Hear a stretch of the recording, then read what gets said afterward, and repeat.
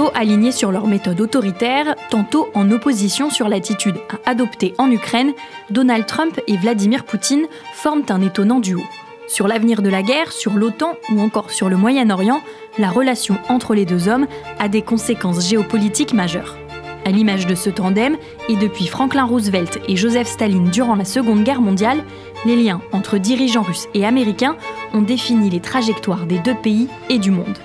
Je suis Charlotte Baris et vous écoutez Les Hommes du téléphone rouge, une série originale de La Loupe, le podcast quotidien de l'Express. Épisode 1, Kennedy et Khrouchtchev, un réchauffement fragile.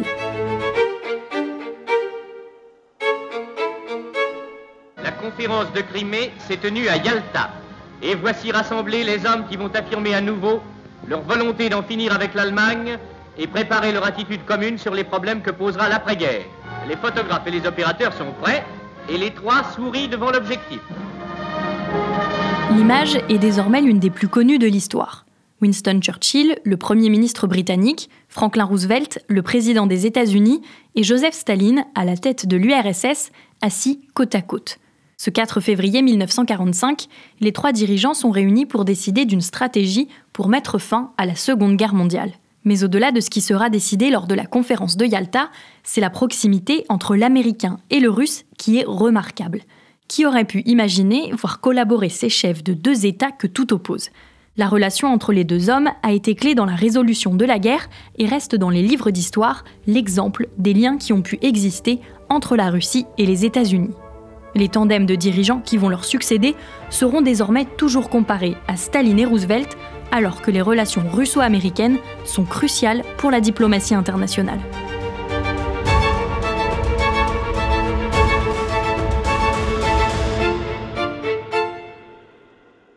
Cette relation entre Franklin Roosevelt et Joseph Staline est donc le point de départ de notre série.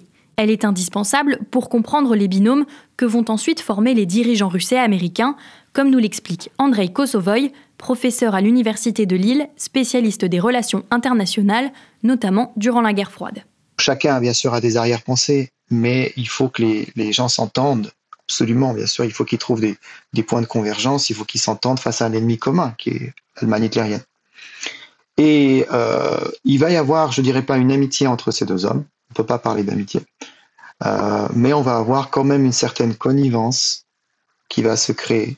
Roosevelt va essayer de charmer Staline, de le séduire, de l'apprivoiser d'une certaine manière. Voilà. Staline, il a l'image du sphinx, n'est-ce pas ? Et pour Staline, bien sûr, il s'agit aussi de s'entendre avec la première puissance économique du monde. Et cette relation va être très importante. Et globalement, on va avoir, et ça c'est aussi très important de le souligner, pas seulement des rencontres, mais une correspondance.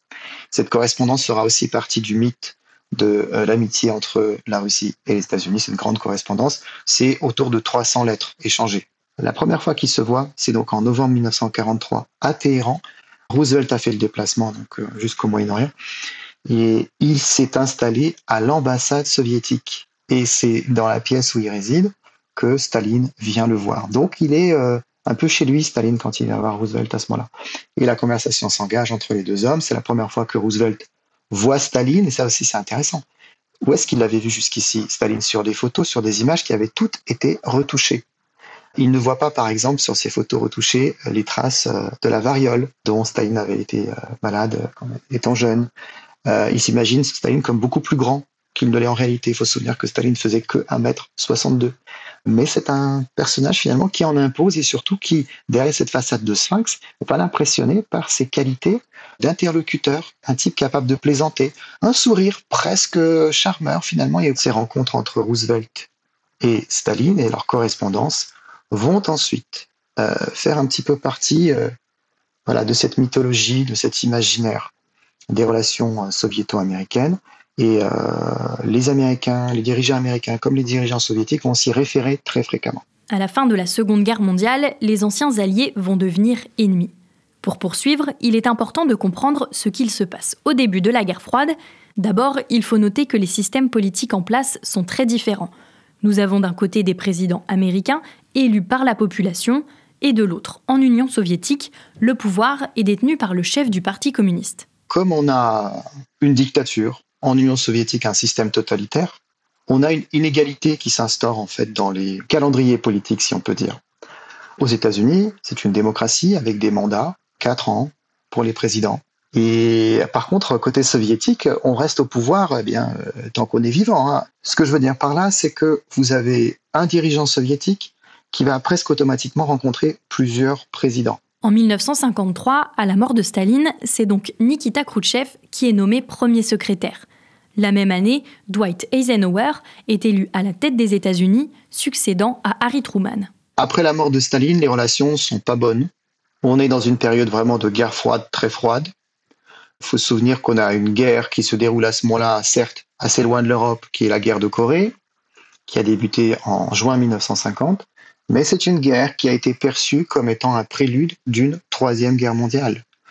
Aux États-Unis, on a réellement pensé que c'était le début d'une nouvelle guerre mondiale et qu'il fallait donc tout faire pour se préparer à affronter cette fois-ci non plus seulement la Corée du Nord communiste, mais aussi les soviétiques. Et ça explique bien des choses aux États-Unis, notamment le climat de ce qu'on a appelé le macartisme. Sur le plan économique, c'est pas terrible non plus. L'Union soviétique a été ravagée par la Seconde Guerre mondiale et la période de reconstruction s'est prolongée longuement.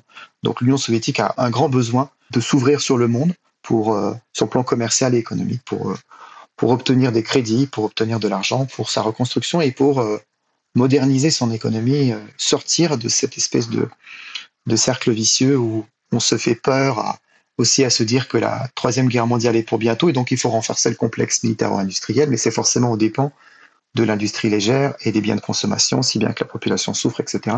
L'un des instruments de cette lutte sera ce qu'on appelle la déstalinisation, c'est-à-dire comment tourner la page de Staline. Il faut trouver des arguments pour légitimer cette nouvelle politique, s'ouvrir donc sur le monde, sortir de cette glaciation qui avait été voulue par Staline. C'est ce qu'on va appeler la coexistence pacifique. C'est donc la politique menée par Nikita Khrouchtchev. Eisenhower, lui, met l'accent sur la dissuasion nucléaire. La paix doit être obtenue grâce à la supériorité de l'arsenal américain. Sa doctrine le pousse également à intervenir le moins possible au Moyen-Orient, ne pas déstabiliser la région, afin d'y éviter la montée du communisme et l'influence soviétique.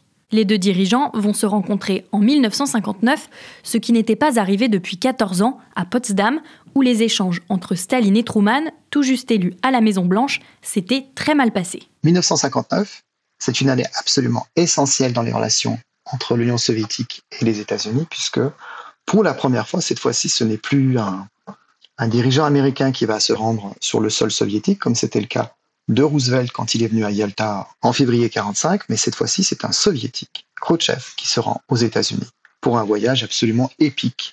Un voyage épique puisque les Américains, à l'époque, le grand public n'a jamais vu un dirigeant soviétique de près. Et bien sûr, ils ont toutes sortes de représentations sur celui-ci négatives.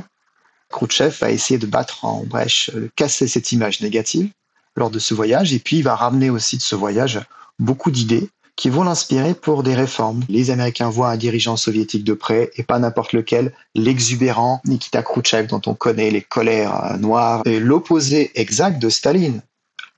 Staline, l'homme mystérieux, le sphinx, visage impénétrable, certes souriant, quand il a décidé de charmer quelqu'un, il va le charmer. Et Eisenhower, finalement, se fait un petit peu voler la vedette. Les deux hommes s'accordent notamment pour limiter la prolifération des armes.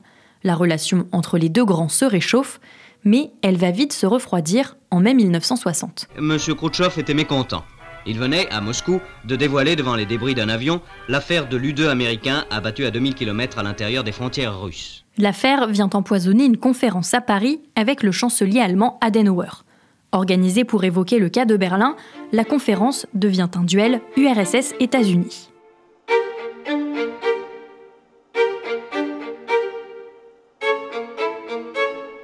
C'est dans ce contexte que John Fitzgerald Kennedy est élu en janvier 1961. Kennedy et Khrouchtchev se sont rapidement rencontrés alors que l'Américain n'est pas encore président.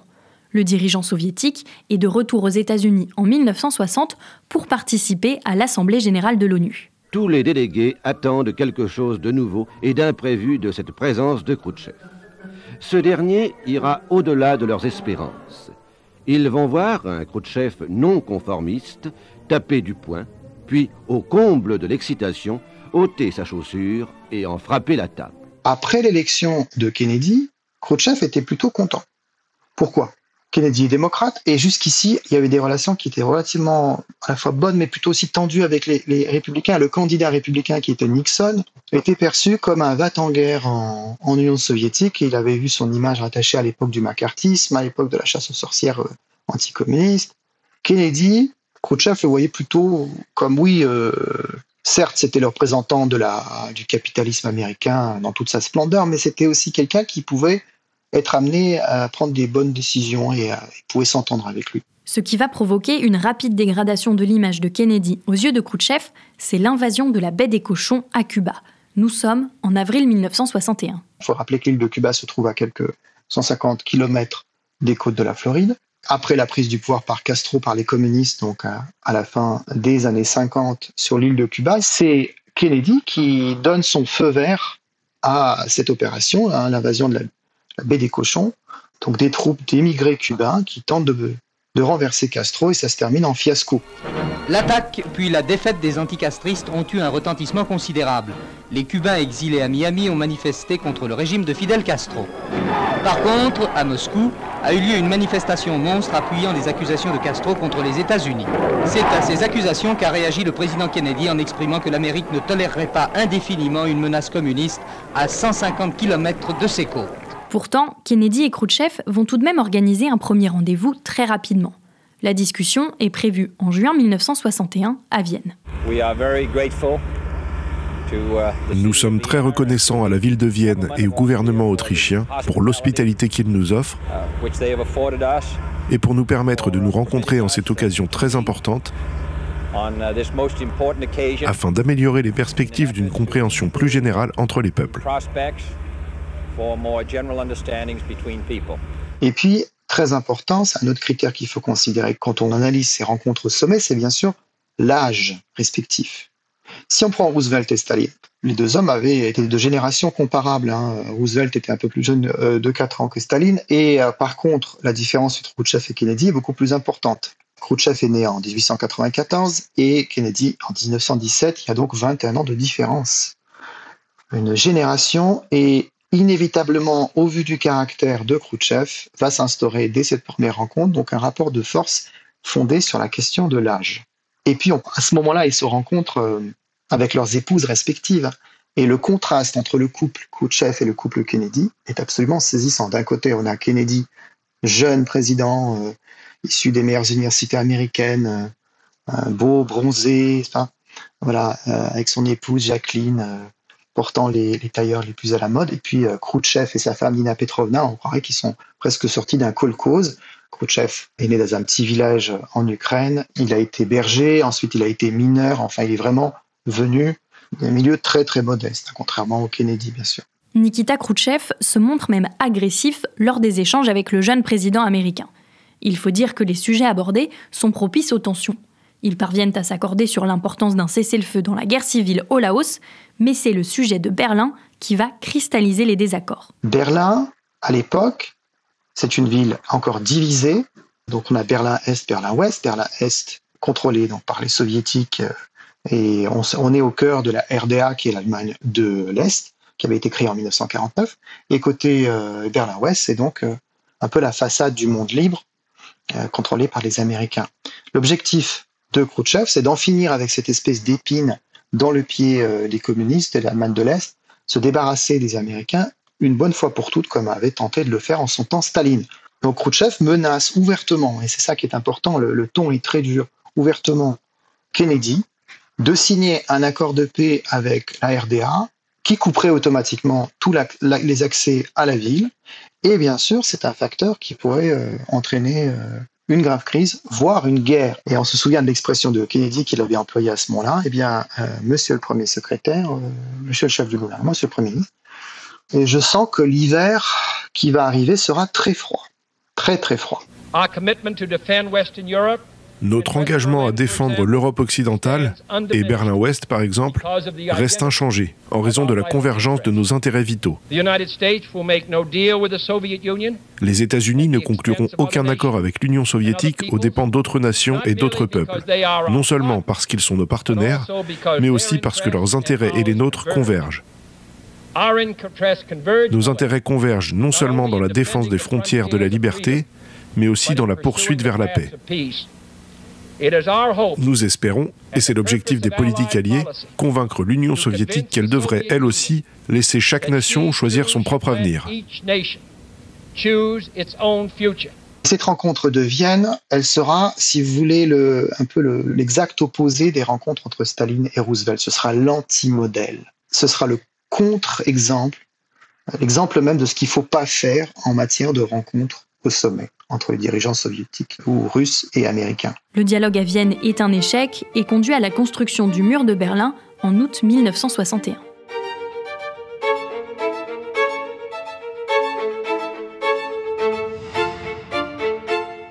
Une autre crise va venir s'ajouter et dégrader un peu plus les relations entre l'Union soviétique et les États-Unis.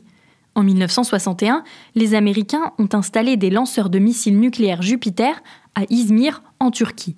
L'URSS est alors à portée. Dans le langage fleuri de Khrouchtchev n'a jamais été avare d'expressions très fleuries. Pour Cuba, il avait dit Cuba, ça va être un peu comme un hérisson qu'on va mettre dans le slip de l'oncle Sam. Pourquoi est-ce que nous, on est encerclés par les bases de l'OTAN en Turquie, n'est-ce pas, en Europe de l'Ouest? Et pourquoi nous, on ne pourrait pas faire la même chose avec les Américains? Pourquoi est-ce que eux, ils ont le droit d'avoir une zone d'influence dans laquelle ils contrôlent tout, ils interviennent, ils font ce qu'ils veulent? Pourquoi est-ce que nous, à chaque fois qu'on fait quelque chose, tout le monde nous tombe dessus? Et il faut aussi prendre en compte le fait que Khrouchtchev, quand il voit Castro, quand il voit les castristes, il a comme cette nostalgie-là. Il est né en 1894. Il se souvient de la révolution d'octobre et de l'élan de la jeunesse pour cette révolution. Alors, il se dit, mais je vais les aider. Voilà. Et comment est-ce que je peux les aider? Eh bien, je vais installer et empêcher surtout le retour des Américains, une nouvelle tentative d'invasion comme celle de la baie des Cochons. L'URSS installe donc une base aérienne à Cuba. En avril 1962, les avions espions américains vont découvrir les travaux et suspectent l'installation de rampes de lancement de missiles à une centaine de kilomètres des États-Unis. Khrouchtchev est persuadé que Kennedy est un faible, jeune, inexpérimenté, et qu'il va pouvoir faire ce qu'il veut avec lui. L'erreur que commet Khrouchtchev, en deux mots, c'est que cette opération est secrète et qu'il va mentir à Kennedy. Il va mentir. Mais les Américains découvrent cette opération qui est ultra secrète avec des photos aériennes. Ils vont confronter les Soviétiques à l'ONU, devant le monde entier, ils vont montrer les photos et dire voilà, on voit bien ce que vous faites. C'est pas la peine de mentir. Et puis ensuite, ils vont organiser un blocus de l'île. Et c'est l'une des crises les plus graves, sinon la plus grave de toute l'histoire de la guerre froide, celle qui met, on le pense quand même, le monde pratiquement au bord du précipice nucléaire. Pendant au moins une journée, on a pensé que, comme dans une partie de poker, eh bien, Khrouchtchev ne céderait pas, en fait. Il continuerait de bluffer et il continuerait. Il ne donnerait pas l'ordre à ses navires qui acheminent donc l'équipement sur l'île de Cuba de faire demi-tour et il forcerait le passage, ce qui provoquait forcément une riposte des Américains. Pour empêcher la mise en place d'un dispositif offensif, une stricte quarantaine sera appliquée sur tout équipement militaire offensif à destination de Cuba. Tous les bateaux à destination de Cuba, quel que soit leur pavillon ou leur provenance, seront interceptés et seront obligés de faire demi-tour s'ils transportent des armes offensives. Pour le moment, cependant, nous ne cherchons pas à priver la population cubaine des produits dont elle a besoin pour vivre, comme les soviétiques tentèrent de le faire durant le blocus de Berlin en 1948. Toute fusée nucléaire lancée à partir de Cuba contre une nation occidentale sera considérée comme l'équivalent d'une attaque soviétique contre les États-Unis. Attaque qui entraînerait des représailles massives contre l'Union soviétique. Kennedy a imposé à Khrouchtchev le démantèlement des installations des missiles donc portant des charges, des ogives nucléaires sur l'île de Cuba, provoquant la colère de Castro, lui offrant en échange le retrait de missiles alors en Turquie, mais des missiles dont Khrouchtchev savait pertinemment qu'ils étaient obsolètes. Dans ses mémoires, Khrouchtchev va dire qu'il s'est effectivement trompé sur le compte de Kennedy. Il l'a mal jugé, il l'a pris pour quelqu'un de faible, d'inexpérimenté, or ce n'était pas du tout le cas. En à peine 2 ans, la crise et la distance entre les deux grands se sont accentuées. Le monde entier a les yeux rivés sur les prochains mouvements de l'URSS et des États-Unis. Et puis après ce moment de grande tension, on aura une résolution, il faut le noter bien sûr, avec en 1963 la signature d'un premier grand traité sur l'interdiction partielle des essais nucléaires, et puis de manière très symbolique la création d'une ligne directe entre Washington et Moscou ce qu'on a appelé le téléphone rouge, qui n'est pas un téléphone, mais un fax. Télétype, ancêtre du fax. Pour les dirigeants suivants, cette relation va évidemment nourrir leur apprentissage de ce que peuvent être les relations diplomatiques entre les deux pays, comment doivent se comporter les dirigeants, de ce qu'on ne va pas faire, justement. Ce sera le contre-exemple de ce qu'on va faire. L'amélioration des relations sera de courte durée. Kennedy est assassiné le 22 novembre 1963. Khrouchtchev, lui, après 9 années, va être chassé du pouvoir au même moment. Mais vous le savez, chers auditeurs, les rebondissements dans les relations entre les dirigeants soviétiques et américains ne font que commencer. Demain, direction le début des années 70, en pleine guerre du Vietnam, les relations entre Nixon et Brejnev vont être cruciales. Nous retrouverons Andrei Kosovoï, professeur à l'Université de Lille, spécialiste des relations internationales et d'histoire russe, auteur de « Les services secrets russes des tsars à Poutine » aux éditions Talendier. Pour ne pas rater la suite, pensez à nous suivre sur votre plateforme d'écoute, par exemple Deezer, Apple Podcast ou Podcast Addict. Les Hommes du téléphone rouge est une série originale de La Loupe, le podcast quotidien de l'Express, réalisé par Jules Cros.